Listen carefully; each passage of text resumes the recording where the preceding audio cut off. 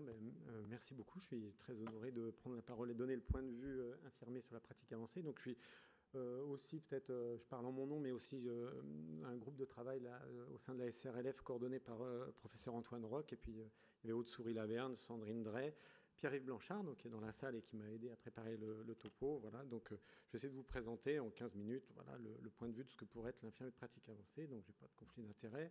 Donc, je vais essayer de parler d'une définition, l'historique de la pratique avancée du point de vue des infirmières, le contexte international, ce qui peut se passer en France et les éventuelles perspectives dans nos services. Alors, la définition, peut-être pour répondre aussi tout à l'heure à ce que disait la collègue, la pratique avancée, ça s'adresse effectivement aux infirmières qui sont diplômées. Cette définition, elle est celle du C2I de 2002. C'est un modèle qui repose aussi sur, qui nécessite des compétences complexes pour des prises de décision qui vont être dans des environnements complexes. Ça repose vraiment sur des compétences cliniques et c'est vraiment centré sur des contextes, quoi. Donc, on est infirmier de pratique avancée dans un contexte bien particulier. Et puis, comme l'a expliqué Madame Slivka, le master est recommandé et ça de manière universelle. Voilà. Alors, pour reprendre ce que ça peut être, voilà, donc pratique avancée en soins infirmiers, ça veut dire qu'on est centré de manière privilégiée sur la pratique clinique, donc on est vraiment dans l'exercice d'une pratique, donc au lit du patient, au lit ou en consultation, on le verra tout à l'heure. Avancé, ça veut dire qu'on upgrade notre pratique, mais quand même qu'on est centré sur, au-delà de la pratique habituelle, qu'on est censé parfaitement maîtriser. En soins infirmiers, ça veut dire qu'il y a un ancrage disciplinaire relativement marqué. Et ça, c'est important. Et ce que ça n'est pas, c'est la simple substitution par des infirmières de certaines activités simplement dévolues aux médecins. Ou la réalisation d'actes isolés, techniques, relevant jusqu'alors d'une prérogative exclusivement médicale. Donc on voit bien que ça rentre dans un cadre de complexité, de continuité centrée sur le métier. Donc de manière détaillée, là, ça a été beaucoup synthétisé par un chercheur qui s'appelle Amric, et je vous invite à lire son bouquin en termes de référence. Et la pratique avancée, elle définit plusieurs compétences. La première, c'est vraiment l'expertise. L'expertise clinique, qui est vraiment le cœur, le socle de la pratique avancée. Ensuite, une des compétences serait la consultation, donc le suivi de patients. Donc, dans ce cadre de consultation dont on parlera tout à l'heure, nécessite aussi des compétences éthiques, du travail en collaboration, en interdisciplinarité. C'est expliqué tout à l'heure, effectivement, il y a cette notion aussi de partenariat étroit avec le médecin. Il y a du leadership, notamment du leadership auprès des collègues infirmiers, et puis cette dimension recherche très marquée dans le modèle d'Amric, on en reparlera tout à l'heure. Alors historiquement, ça existe aux États-Unis depuis le 19e siècle, il y a une extension du rôle et des compétences infirmières. Ça a été accru par l'universitarisation des infirmières dans certaines universités au début du XXe siècle, mais cette notion-là, elle est vraiment commencée dans les années 70 avec une vision horizontale, avec un élargissement du rôle infirmier vers d'autres disciplines, y compris la médecine très proche. Mais il y a un changement de paradigme dans les années 80 où vraiment cette vision, elle s'est verticalisée, c'est-à-dire qu'on a dit qu'effectivement, ça pouvait être une formation diplômante centrée sur la discipline, donc avec des compétences supplémentaires, mais dans le champ disciplinaire des soins et des sciences infirmières. Et ça, cette évolution-là, elle correspond à l'évolution d'un contexte international, avec une évolution de la démographie. On voit bien que la population augmente, hein, ça vous le savez aussi bien que moi, une augmentation encore plus marquée dans les pays à faible revenu, et que ce contexte-là, cette évolution démographique, elle s'accompagne aussi d'une transition épidémiologique avec un développement des maladies chroniques, ce que l'OMS appelle les maladies non transmissibles, et on s'attend à une augmentation exponentielle du nombre de décès liés à ces maladies chroniques. Et l'OMS émet un plan, elle entend réduire ces maladies chroniques de 25% et aussi réduire la mortalité de toutes ces maladies-là, notamment cardiovasculaires, cancer, diabète, maladies respiratoires chroniques. Donc il y a vraiment un plan national pour prendre en charge ces épidémies massives. En France, on n'échappe pas du tout à cette évolution-là, avec un vieillissement de la population, hein, avec des projections qu'on retrouve dans la littérature. 2070, on va doubler le nombre de personnes de plus de 75 ans en France. Ça va s'accompagner d'une augmentation de la dépendance. Évidemment, ce n'est pas très satisfaisant dans notre perspective personnelle, mais en tout cas, pour notre perspective disciplinaire, c'est probablement des patients qu'on devra prendre en charge dans le contexte qui nous intéresse aujourd'hui. Et ça va s'accompagner aussi du nombre de pathologies chroniques. Vous voyez, les chiffres d'augmentation des ALD, déjà entre 2008 et 2016, c'est relativement marqué. Et il y a tout porte à croire que ça va être exponentiel. Ça s'accompagne éventuellement d'une augmentation des dépenses de santé. Et on verra tout à l'heure la particularité, la plus-value que peuvent apporter les infirmières dans les soins de ces patients-là. Et puis, il y a des particularités géographiques. On voit bien là, cette carte-là de la Cour des comptes 2017, vous voyez bien qu'il y a une inégalité territoriale. Alors, on pourrait en passer plein de diapos. Là, je vous ai mis juste une densité des médecins spécialistes libéraux. On voit bien, alors moi, je viens de l'ouest de la France. Là, ici, là, j'ai de la peine à bouger ma souris. Là, ici, le Maine-et-Loire, vous voyez, juste au-dessus, la Mayenne, une densité extrêmement faible. Ça veut dire un recours aux soins qui va s'avérer compliqué pour certains patients. Alors pourquoi développer dans ce contexte-là, pourquoi développer la pratique avancée infirmière? Eh bien là, il y a tout est convergent, il y a des arguments en tout cas qui sont multiples. En tout cas, le Conseil international des infirmières dit que c'est la possibilité d'adapter localement d'adapter le champ de la pratique avancée aux besoins de santé des populations. Donc l'infirmière, et ça c'est ce que dit l'OMS, l'infirmière c'est aussi une masse importante de ressources humaines mobilisables, déjà actives auprès des populations. Des infirmières, il y en a partout. Et on voit bien qu'il y en a dans des pays, des pays émergents où l'infirmier est vraiment un acteur de santé majeur, que ce soit en Afrique ou en Asie, et dans des pays à plus fort revenu où l'infirmière est très très présente dans l'organisation des systèmes de santé. Et puis, depuis plusieurs décennies, il y a un intérêt croissant à développer le rôle d'infirmier de pratique avancée, à l'implémenter dans le monde. Et ça, c'est vraiment, c'est pas forcément lié aux conditions de ressources des pays. On voit qu'il y a des pays qui se sont appropriés ça. Et actuellement, il y a plus de 70 pays dans le monde qui ont intégré des infirmières de pratique avancée dans l'organisation de leur système de santé. Donc ça, c'est quelque chose qui devient de plus en plus prégnant. Et puis, OK, on les a implantés, pourquoi pas. Et du coup, la littérature scientifique, on s'approprie ça. Et il y a des nombreuses études d'impact qui sont publiées. Alors, en un quart d'heure, je n'ai pas vraiment le temps de vous les détailler, mais voilà, vous voyez, il y en a plein. La dernière, là, qui montre, là, elle est de cette année, la revue Cochrane. Donc, on a regardé les infirmières et on les a évaluées en termes de substituts des médecins en santé communautaire. Et puis, on voit que les infirmières font au moins aussi bien que les médecins dans ce cadre-là. En tout cas, j'essaie de vous faire une petite synthèse pour vous montrer que la pratique infirmière avancée, ça améliore la pertinence des soins, transférabilité des données de la littérature, modification des organisations de soins. Ça améliore la fluidité du parcours du patient, et ces notions de parcours sont vraiment prépondérantes dans la qualité du suivi des patients. Ça améliore la pratique collaborative, la coordination des soins. Ça améliore la qualité, la sécurité des soins. Ça améliore la satisfaction des patients, la satisfaction des infirmières. Ça, on le retrouve dans quasiment toutes les études.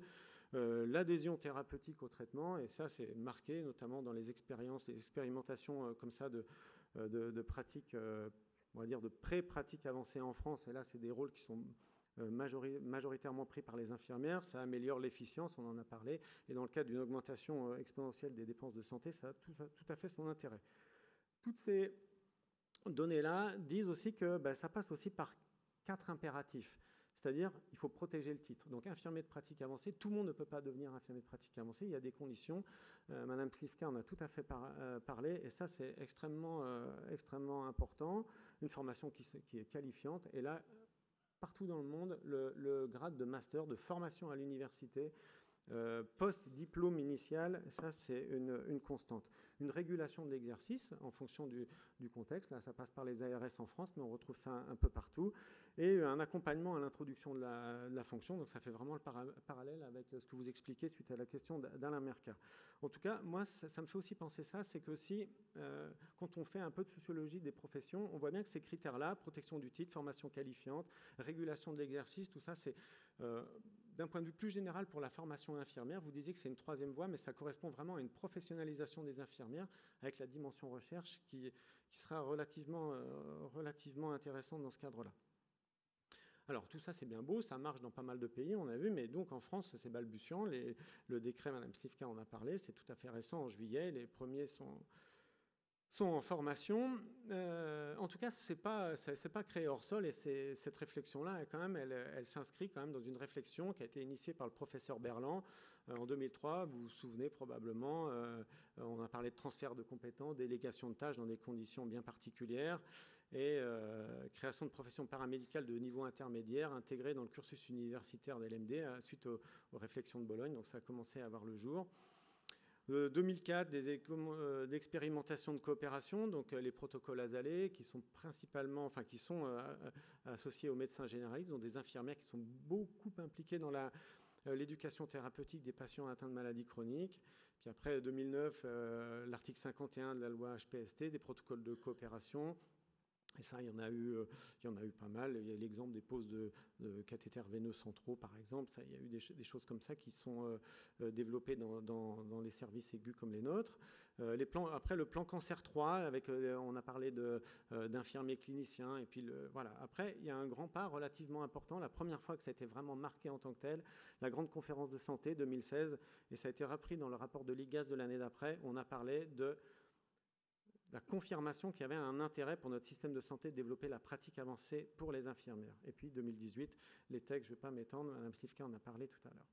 Les conditions d'admission, on en a parlé tout à l'heure, je ne vais pas forcément y revenir.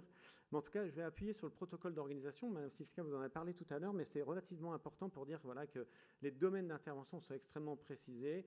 Donc, c'est important de bien les connaître. Les modalités de prise en charge par l'IPA des patients qui lui sont confiés, ça c'est hyper important que ce soit établi entre notamment le médecin et les infirmiers qui vont pratiquer cette pratique avancée. Les modalités, la régularité d'échange d'informations entre médecins et IPA, ça aussi, ça doit être bien marqué, notamment aussi les modalités de recours aux médecins, la régularité, les modalités des réunions de concertation pluriprofessionnelles destinées à échanger sur la prise en charge des patients concernés. Donc toute cette dimension pluriprofessionnelle dont je parlais tout à l'heure, elle est vraiment très très encadrée par le